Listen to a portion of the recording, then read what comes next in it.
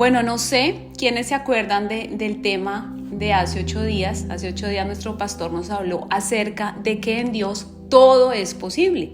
Y veíamos que era importante, veíamos unos puntos que los que tomaron nota los tienen ahí. Era importante tomar la iniciativa, tener una buena base, dar pasos de fe y contar con gente que nos apoyara.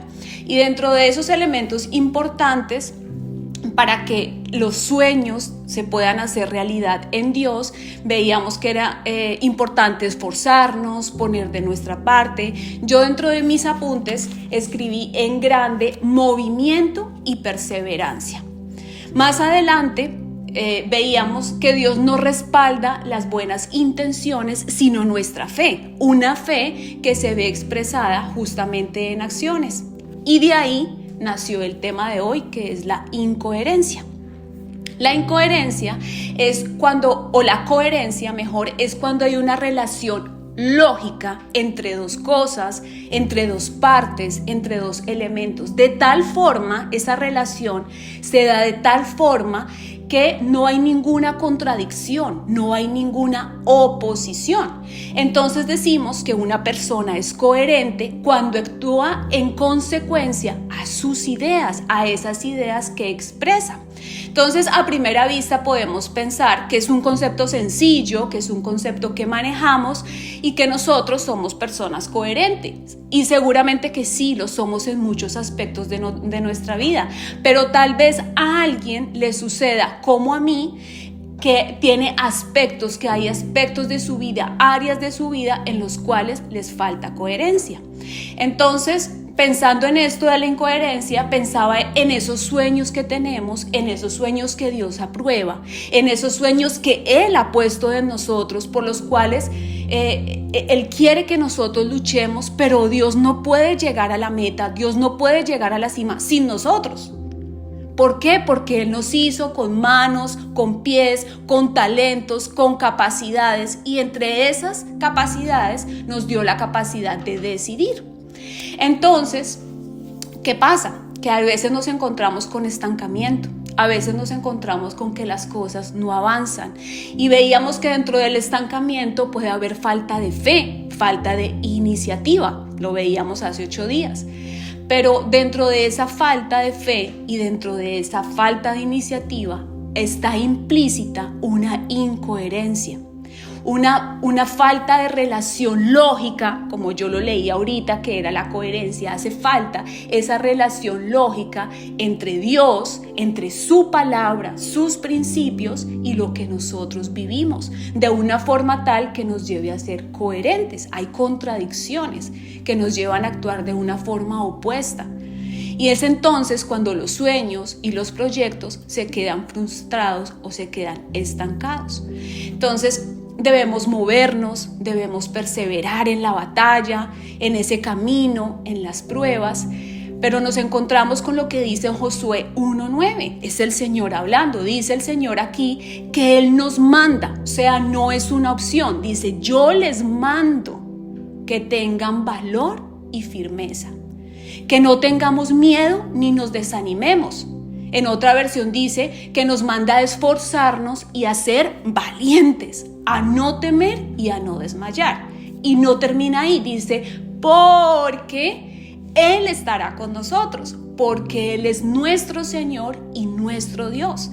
Y no dice solamente porque Él es nuestro Señor, o no dice solamente porque Él es nuestro Dios, sino que dice las dos. Eso quiere decir, primero, que es un mandato, como lo decía ahorita, no es una opción. Dice: yo les mando que se esfuercen, que perseveren, que permanezcan, que no desmayen, pero también hace esa diferencia: yo soy su Señor y yo soy su Dios. O sea, Él es nuestro Dios, en Él creemos que Él nos guarda, creemos que Él es el que nos provee, pero también necesitamos dejar que Él sea nuestro Señor, o sea, el que nos gobierna.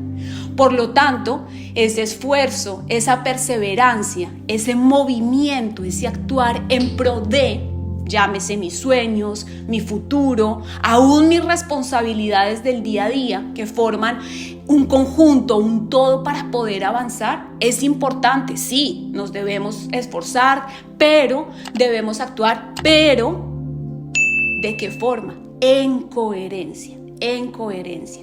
Bueno, ¿y cómo así? ¿Cómo puedo estar actuando en incoherencia? Bueno, la incoherencia pienso que puede ser esa zorra pequeña, ese enemigo silencioso que dilata el hecho de ver realidad nuestros sueños.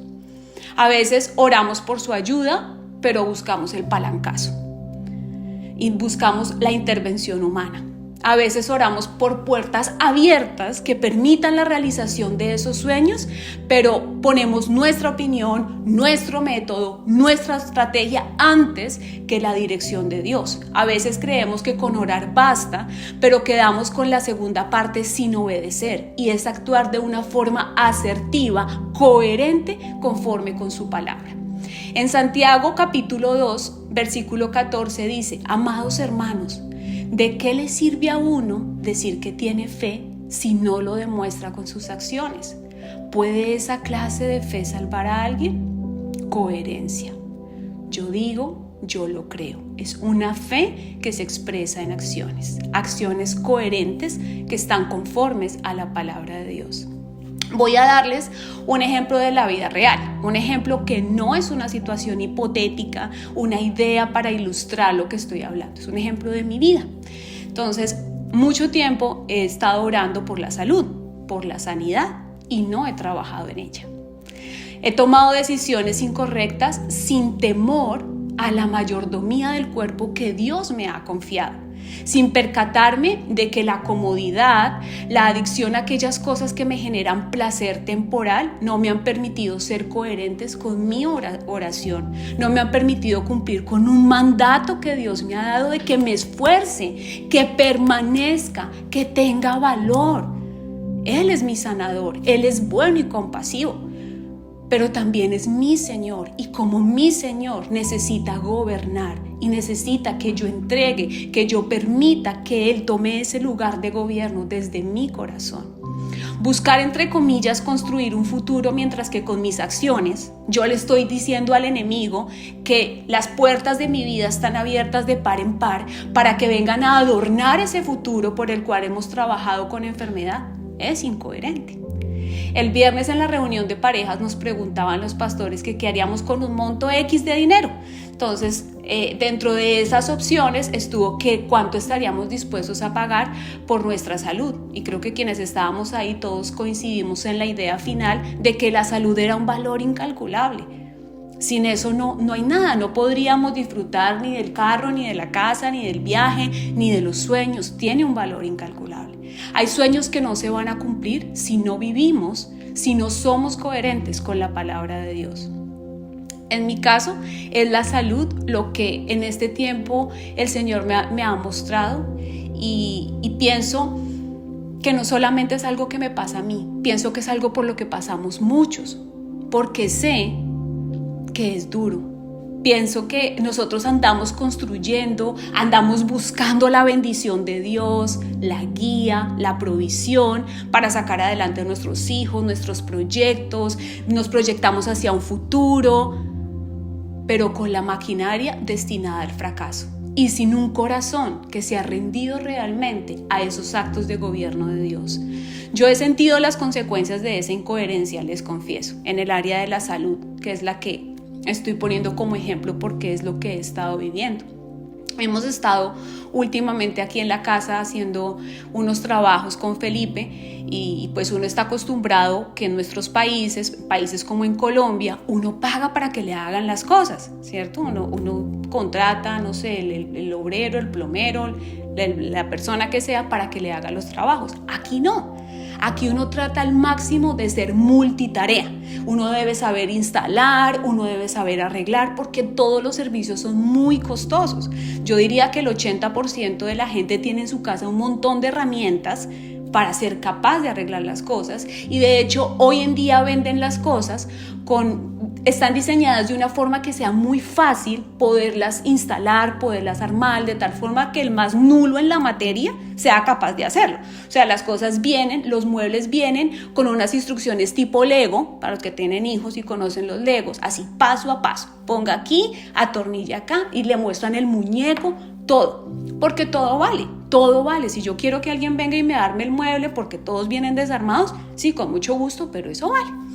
Entonces, en esas obras, sumando al tema de la semana pasada de los sueños, más el tema del miércoles, más el tema del viernes, me he visto confrontada con esa salud que tengo deteriorada. Porque siento que he orado por bendición espiritual, como todos acá, económica, financiera, por mis hijos y por la salud. Pero no he hecho nada duradero, permanente, esforzado, que provenga de un entendimiento real de mi corazón para poderla alcanzar. Nada que permanezca en el tiempo, nada que dé un fruto que muestre a un Señor enseñoreado en mi corazón, en donde yo lo veo a Él, no solamente gobernando, sino que me veo a mí como ese mayordomo que cuida y administra lo que no es suyo, sino de Él. La palabra dice que nosotros somos templo del Espíritu Santo, lo que un día dará, de lo cual un día vamos a darle cuentas al Señor.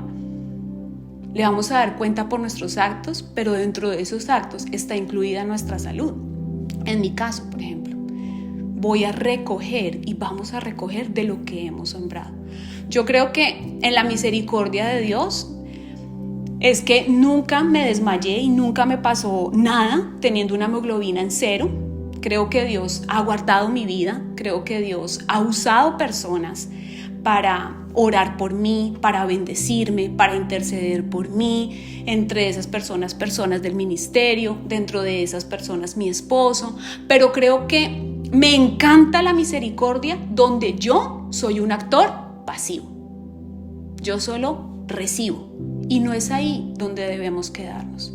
El amor de Dios es un amor sí que socorre, el amor de Dios es un amor sí que levanta, pero Él no nos deja ahí. Él quiere que seamos transformados y esa transformación requiere esfuerzo, requiere sacrificio, requiere renuncia. Eso incluye ser fieles en lo poco. Si yo soy capaz de administrar mi cuerpo, mi salud, estoy preparada para que Él me delegue una administración de cosas mayores. Creo que todos tenemos cosas en las que no nos gusta trabajar, pero recordemos que hay cosas que no son negociables. Hay piedras en el camino que solo nosotros podemos quitar al salir de la comodidad. Pero nos encantaría que Dios las quite sin el mayor esfuerzo. Nos encantaría que alguien venga y nos haga el favor de correrlas. A mí no me gusta trabajar en esforzarme, en perseverar, en desentronar la pereza y la comodidad, el ídolo del placer, hablando en la salud. Pero en esos días en que estábamos aquí haciendo las obras, con un físico pésimo, me dolía imaginarme a mis hijos teniendo que cargar con el peso de mis malas decisiones, con las consecuencias de mis actos.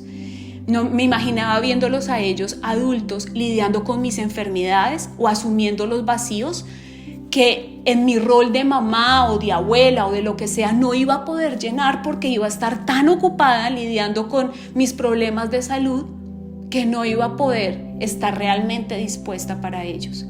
Mucho más para la obra del Señor. Queremos que Él nos use, pero ¿cómo estamos nosotros cuidando eso que queremos que Él use? Todos vamos a morirnos, es seguro. Todos vamos a tener situaciones en el área de la salud, pero la pregunta es ¿en qué momento de la vida? La pregunta es ¿cómo estamos preparándonos y preparando nuestro cuerpo para afrontar esos momentos? ¿Qué hemos hecho para prevenirlo?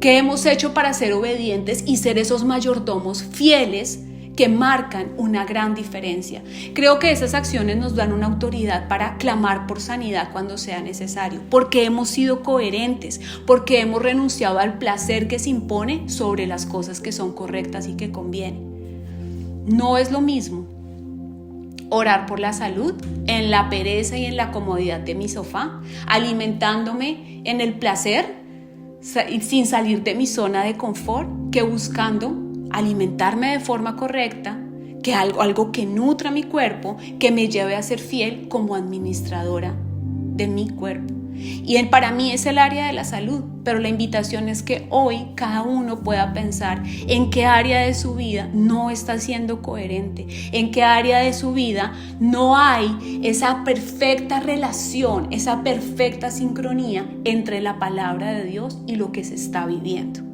En 1 Corintios capítulo 10 versículo 23 dice que todo me es lícito, pero no todo me conviene, no todo me edifica. He ahí la gran diferencia. Hay muchas cosas que podemos pensar o ver que están correctas porque no son pecado, pero no hemos pensado si nos convienen, si nos edifican, si nos aportan. Yo obedezco, yo me esfuerzo, yo hago, yo busco vivir aquello en lo que digo creer. Yo busco poner por obras mi fe y renunciar a esos argumentos que se levantan en contra del conocimiento de Dios. Es que a mí me gusta. No, es que yo creo. No, es que a Pepito toda la vida lo hizo así y mírelo, ahí está, nunca le pasó nada. Yo someto mi carne a la autoridad y al gobierno del Espíritu Santo una y otra y otra y otra vez, y podré tener la tranquilidad y la satisfacción de que la obediencia, el orden en mi corazón, y estos son los beneficios de la coherencia. Cuando yo soy coherente, soy una persona obediente, soy una persona donde en mi corazón hay un orden, soy una persona humilde que se sujeta a la voluntad de Dios.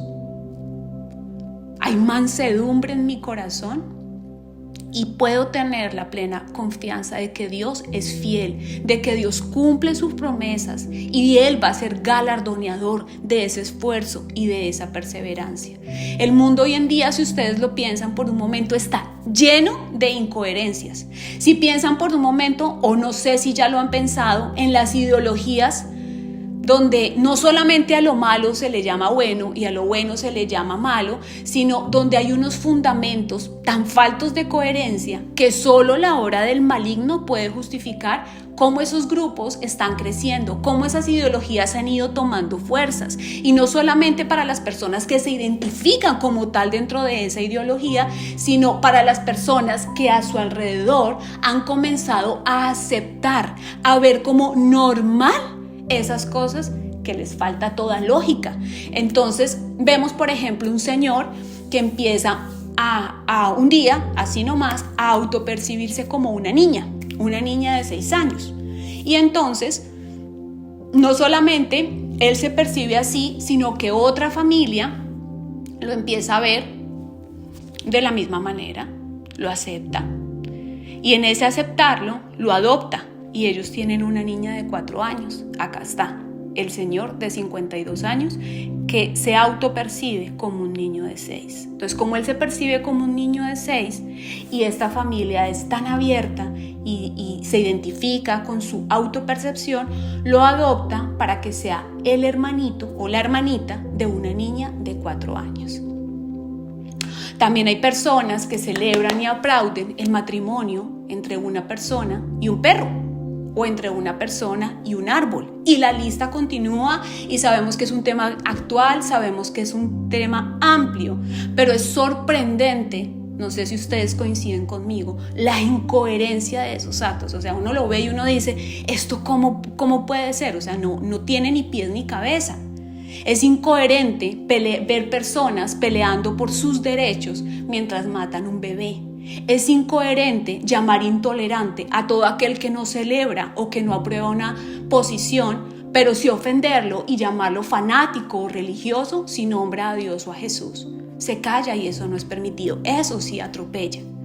Estamos llenos de incoherencias y la incoherencia nos vuelve hipócritas porque decimos creer una cosa y si lo llevamos a nuestra relación con Dios nos lleva a vivir otra.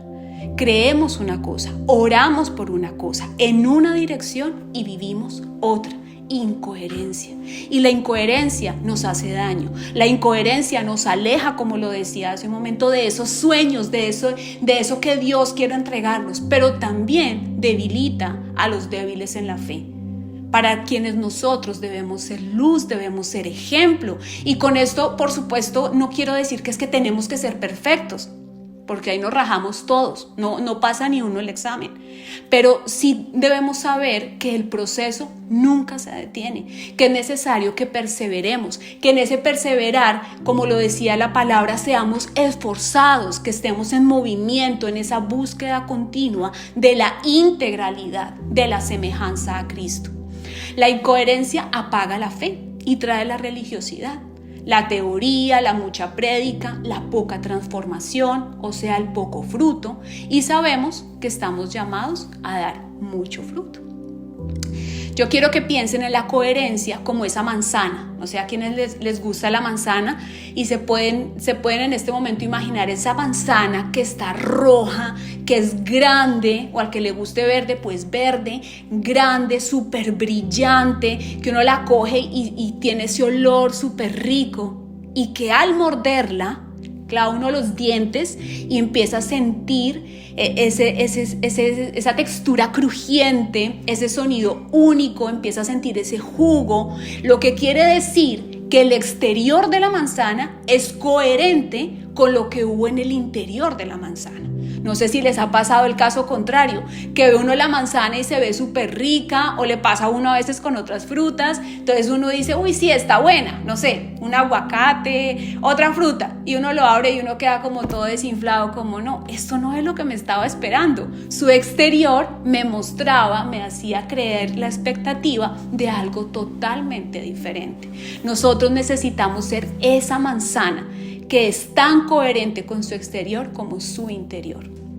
¿Cuándo no somos coherentes? Ejemplos que quise poner de cuándo no somos coherentes. No somos coherentes cuando pedimos perdón a Dios o a quienes nos han ofendido, pero nosotros no lo damos. Estamos esperando que nos lo otorguen, pero nosotros no lo damos. No somos coherentes cuando esperamos ser prosperados, pero no damos. Cuando esperamos ser buenos en algo y no trabajamos por ello. Orar por disciplina, por ejemplo, en la oración, pero acostarme a medianoche, ¿qué piensan ustedes? Es totalmente incongruente. Cuando sé que luego me voy a despertar tarde, ya tengo que irme a trabajar, tengo otras actividades y no voy a tener el tiempo ni la disposición para ese tiempo de oración, ese tiempo de relacionarme con Dios. Y les quiero compartir un video, es cortico, para continuar con el tema. Del corredor más lento del planeta que se llama Sohelau Tuvalu. Nos cuenta el sitio web lavoz.com. Fue la primera eliminatoria de los 100 metros del Mundial. Pocos se dieron cuenta de que estaban ante un hecho histórico. Nada menos que ante Sohelau Tuvalu, un corredor más lento del planeta. Miren cómo se va quedando atrás. Proveniente de Samoa, Tuvalu se convirtió en una estrella mediática gracias a su marca 15.66 segundos durante el Mundial de Atletismo en Daegu, Corea del Sur. Su figura regordeta, con ropa de aficionado y zapatillas sin clavos, Sohelau se presentó en la salida dispuesto a realizar su debut en un campeonato al más alto nivel. En el momento de la partida, el público comenzó a notar la diferencia y al verlo correr estaba todo dicho. Tuvalu reaccionó poco después de sus rivales, perdiendo terreno a los 20 metros. Pero el originario de Samoa Americana no paró y cansado, lento y todo, llegó a la final. Llegó sonriente y luego confesó que esta es su mejor marca personal. Bueno, este video se lo habíamos compartido a los muchachos en el grupo de jóvenes, pero hoy quiero que se imaginen a ese muchacho siendo cada uno de ustedes. Podemos haber sido él en algún momento, en alguna área de nuestra vida. Podemos estar corriendo la carrera con la seguridad como él de que no la vamos a ganar, de que estamos mal preparados, de que la mediocridad no nos da la más mínima opción. Ese muchacho no tenía la más mínima opción, ni de ganar, ni de quedar en un lugar que uno diga, bueno, estuvo cerca. ¿En qué área de nuestra vida hemos estado conformes con la mediocridad? No sé si escucharon qué dijo la periodista. Él está contento. Para él fue lo mejor. No sé realmente él qué tenía en su cabeza, no sé qué tenía en su corazón, no conozco su historia, por qué se presentó así. Decían que no tenía tenis de corredor, no tenía ropa de corredor. Ustedes vieron el físico, cero de corredor. No sé. Pero sí puedo imaginarme que su identidad no está cimentada en la palabra de Cristo. No sé si ustedes están de acuerdo conmigo. No creo que se vea a él mismo, que se perciba a él mismo con la capacidad de prepararse para algo mejor. Quedó satisfecho con ser el más lento de la historia, porque tal vez cree que eso es lo máximo que puede hacer, que ese es su mayor logro, que logró terminar. No importa el tiempo, no importa la forma. Y todos sabemos aquí que eso no fue ningún logro, por lo menos positivo. En el contexto negativo sí, quedó como el más lento de la historia. En una competencia de alto rendimiento, pues él es totalmente incoherente. En 1 Corintios capítulo 1, versículo 25 dice: todo el que compite en los juegos, como él, se abstiene de todo. Él no se ha abstenido de nada. Ellos lo hacen para recibir una corona corruptible, pero nosotros una incorruptible. Entonces, si llevamos esta historia de este muchacho a nuestra vida, a nuestra carrera de la fe, a nuestros sueños que vienen de Dios, a lo que queremos alcanzar, a eso necesitamos coherencia, porque lo contrario, la incoherencia, nos puede pasar una cuenta de cobro. Y necesitamos volver, necesitamos sincronizar nuestra vida a Dios, nuestro carácter, nuestras decisiones a su palabra. Además, para quienes somos papás aquí, esa coherencia será un elemento esencial en la fe de nuestros hijos, o los que un día lo serán. ¿Por qué? Porque no sé ustedes con sus hijos, pero los míos no pasan entero. No sé si todos acá me entienden la expresión. No es porque sí, ellos no se quedan con que sí, porque yo lo digo y porque así es. Ellos preguntan, ellos quieren entender, ellos quieren ver que se vive lo que se habla y lo que se enseña. Mis hijos hacen el análisis automático, inconsciente, de lo que está sucediendo. Yo debo tener buenos hábitos de sueño, piensan mis hijos. ¿Y tú qué? La pregunta es: ¿y tú a qué horas te vas a acostar? ¿Y tú a qué horas te levantaste, mami? Ellos quieren saber todo de nosotros y nunca hemos buscado ocultarles nada. Primero, porque sabemos que no es una estrategia que cuente con el respaldo de Dios y sabemos que eso no va a dar fruto. Entonces, sus preguntas siempre deben tener como respuesta en la sinceridad actos coherentes con lo que yo estoy queriendo fomentar en ellos. Y ese es un ejemplo demasiado superficial de que el ejemplo marca y educa.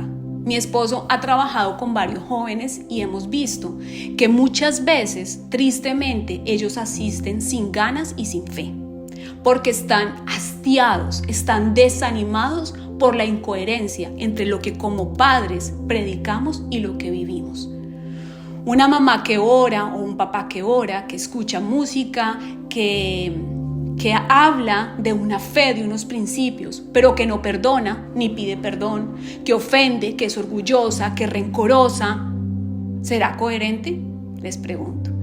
Un papá que pide respeto, pero que no respeta su casa, su posición de papá, el tiempo con sus hijos, el lugar que Dios le ha dado como hombre, o que quiere que sus hijos sean bien educados, pero no se involucra emocionalmente con ellos, no los educa, no celebra sus logros, sus desafíos, ¿será un papá coherente? Hay que tener coherencia aún en los pequeños detalles, y esos pequeños detalles creo que marcan las grandes diferencias. Aquí se paga bastante en impuestos. Bueno, yo sé que en todo lado, pero pues yo les hablo de aquí. No solamente los impuestos anuales, sino en cada cosa, en cada producto o en cada servicio que se compra. Entonces, por eso les decía que aquí todo el mundo busca hacer multitarea porque no quiere pagar eso. Entonces, en los trabajos de mayor costo, de mayor monto, pues se siente todavía más esos impuestos. Entonces le dicen a uno: mire, este trabajo vale $20,000. Y uno, bueno, listo, uno hace el presupuesto de los $20,000, los tiene en la cabeza, y pues siendo latinos, o mi esposo y yo siendo colombianos, las cosas ya tienen los impuestos grabados. Entonces, si a mí me dicen que en Colombia esta manzana cuesta $2,000, yo pago $2,000. Acá no, usted llega a la caja y la manzana le vale 2,000 y tanto porque tiene los impuestos, pero después. Entonces, uno tiene que pagar no esos 20,000, sino esos 23,000. Y a uno esos $3,000 de la nada, pues como que le duelen. ¿sí? Y a raíz de eso la gente busca los pagos cash, los pagos en efectivo, porque no hay factura, o sea, se pueden evadir impuestos. Y es lo normal, sin pena todo el mundo le dice, todo el mundo se ajusta a eso, es la cultura y es lo normal. Pero eso no es coherente con los derechos y la protección que uno espera del gobierno, con un país que sí no es perfecto, pero que tiene cosas que al menos yo puedo poner en punto de comparación con Colombia y digo, allá no las hay. Acá hay muchos beneficios y el gobierno se sostiene de esos impuestos. Claro, el gobierno también utiliza esos impuestos para cosas con las cuales yo no estoy de acuerdo. Aquí en Canadá metieron un papá a la cárcel por oponerse a que su hija pequeña, inmadura emocionalmente, en formación, no se cambiara de sexo. Entonces se merecía la cárcel. Pero a mí eso no me aparta de mi obligación de obedecer, de ser honesta, de hacer las cosas como la ley lo exige, y eso no está condicionado a lo que la otra parte haga. Muchas veces condicionamos nuestra responsabilidad y nuestra acción con la otra parte. En Mateo 22 está esa historia de los impuestos del César. Cuando los fariseos le preguntaron a Dios acerca del pagar los impuestos, entonces comenzaron adulándolo: maestro, sabemos que tú eres muy honesto, que tú enseñas la verdad. Ahora, ¿es correcto que paguemos impuestos al César? Y la respuesta de Jesús, como todos lo sabemos, pues fue muy sabia y le dijo: ¿qué tiene la moneda? Al César lo que es del César, punto, y a Dios lo que le pertenece a Dios. Se acabó. El César, ¿para qué utiliza la plata? Eso no es problema suyo. Vaya y pague, que esa es su parte.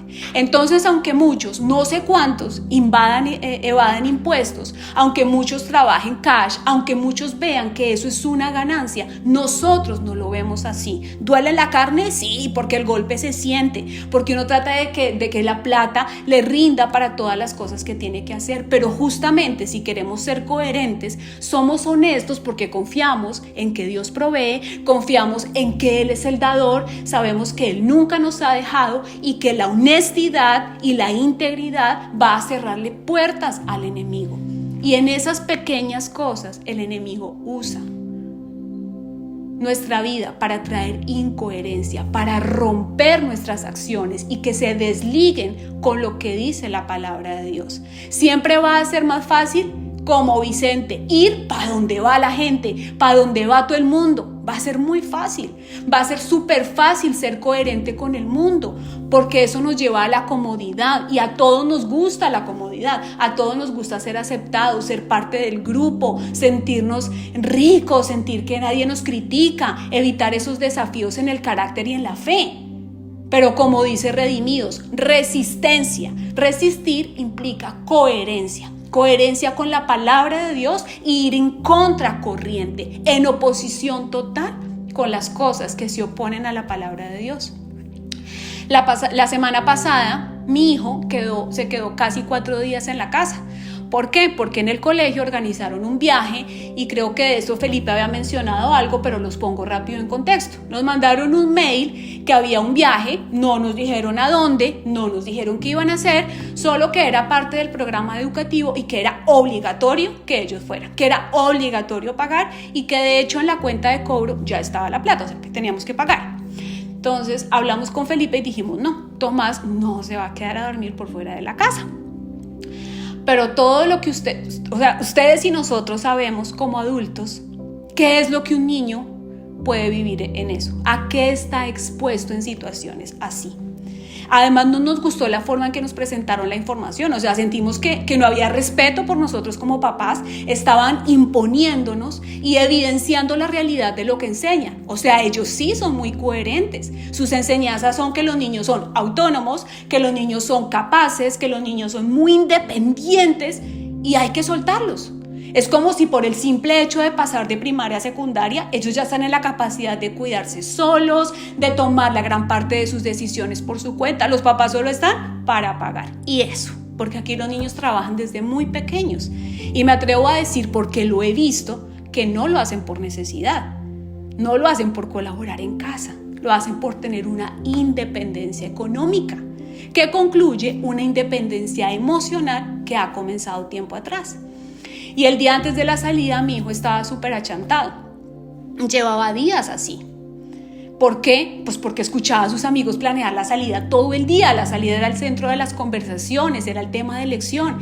Y mi hijo tenía las mismas ganas de ir que todos.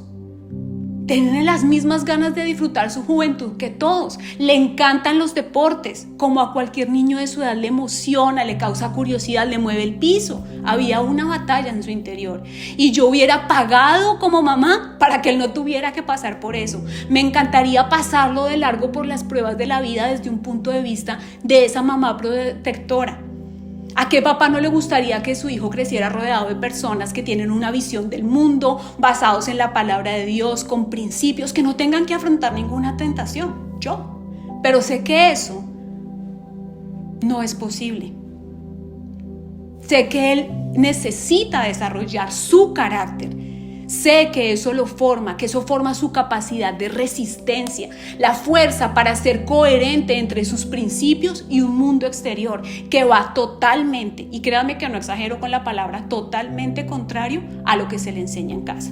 Desarrolla en él firmeza. Y Tomás, en medio de ese achante, de ese sentimiento que tenía, volvía del entrenamiento de fútbol con su papá en la noche y esto me lo contó mi esposo, le cogió su mano, la mano de su papá, y le dio un beso y le dijo: papi, yo sé que tú lo haces por mi bien, que es lo mejor. Mi esposo en ese momento no estaba conectado con lo que él estaba diciendo, como de qué me hablas, de la salida. En medio de su dilema hubo algo que cimentó, que ganó. Yo sé por qué lo haces. ¿Qué necesitó Tomás? Sujeción y confianza, porque él con 13 años, a pesar de que nos ha tocado abrirle los ojos de muchas cosas, nos ha tocado hablarle de muchas cosas, él todavía no se alcanza a imaginar lo que en esa salida podría pasar, pero creyó. Y aún hoy tú y yo necesitamos creer, necesitamos sujeción, coherencia. Yo les cuento esto con la convicción de que él aceptó la decisión de no poder ir desde su corazón, desde el amor y la confianza que su papá ha construido en él. Tomás ama a ese hombre que ha visto cuidarlo, amarlo, buscar su felicidad, la cercanía a su corazón, y aceptó algo que, aunque hoy de pronto para nosotros como adultos sea fácil o no tenga mucha relevancia, si nos devolvemos en el tiempo a nuestra adolescencia, tal vez podamos entender que no lo es, y menos en una sociedad que los encamina a ellos en contracorriente. El mismo día de la salida fue al colegio Tomás, las primeras horas había clase, y admiré y me sentí feliz de la forma como él afrontó la prueba. Felipe ha ejercido su autoridad como papá, pero no se ha quedado en esa autoridad natural, sino que ha trabajado en ella, en pastorear el corazón de Tomás, y eso dio fruto. Y por fe creo que seguirá dándolo. Pero sin querer mostrar con esto a Felipe como el hombre perfecto, el papá perfecto, lo admiro. Admiro el amor, la paciencia, la entrega, la incondicionalidad, la dedicación con sus hijos. Lo admiro porque eso hace Dios. Dios es Dios y punto. O sea, Él no necesita hacer nada para ganarse una posición en nuestro corazón, pero lo hace. Él manda y toda la creación se somete a esa autoridad, es soberano, pero Él elige atraernos a Él con cuerdas de amor. Nos dio lo mejor que tenía, que fue su Hijo, por elección. Nos perdona, nos ama, pone su gracia y su perdón por encima de nuestras debilidades. Pero así como hay cosas que con todo el amor del mundo yo quisiera hacer por mi hijo y no puedo, él tiene que decidir. Hay cosas que Dios no puede hacer por nosotros y su palabra no la podemos cambiar. Él no se contradice, Él no es incoherente. Y mientras en nosotros falte esa congruencia, en ese aspecto chiquito o en ese aspecto grande de nuestra vida, habrá gigantes sin conquistar, habrán sueños sin hacerse realidad, relaciones sin sanar, dolores que no se van, porque no es a nuestra forma, sino a la de Él. La buena noticia, todos lo sabemos aquí, pero se los quiero recordar, es que tenemos un Padre bueno, que la sangre de Jesús nos da la victoria, que las excusas, los ídolos, las falencias, lo que sea que estén causando en tu vida, que la palabra de Dios no sea vivida en ese aspecto, en esa área de la vida, queda clavada en la cruz del Calvario. Y en cambio podemos recibir la libertad para conquistar, para alcanzar, para ver esos sueños hechos realidad. Les invito a que me acompañen para orar. Señor, yo te doy gracias por este tema. Te doy gracias, Señor, porque solo tú, Espíritu Santo, conoces la vida de cada uno de quienes estamos aquí. Conoces nuestras batallas, conoces nuestras luchas, conoces nuestros sueños, conoces por qué estamos trabajando, por qué estamos orando, qué estamos anhelando. Tú lo conoces, Señor, pero también conoces nuestras debilidades. Pero sobre esas debilidades hoy cimentamos, hoy ponemos el nombre de Jesús, nombre sobre todo nombre que nos trae la libertad. Hoy vemos cómo esa cruz está llena de argumentos, está llena de razones, de excusas, de piedras que se han puesto en nuestro camino, postergando esa victoria, postergando ese sueño hecho realidad, postergando ver la respuesta en tus oraciones. Señor, por misericordia nos sostienes, con amor nos has llamado, pero hoy quieres que haya esa congruencia que nos permita avanzar en cada área de nuestra vida. Señor, perdóname por esos detalles chiquitos o grandes en los cuales me he creído muy sabio, me he creído muy sabia. He creído que esa es mi manera, que ese es mi tiempo. He postergado. Me he hecho el de la gafa gorda. Yo no veo, no sé, no es conmigo. Cielo y tierra pasarán, pero tu palabra, Señor, no pasará.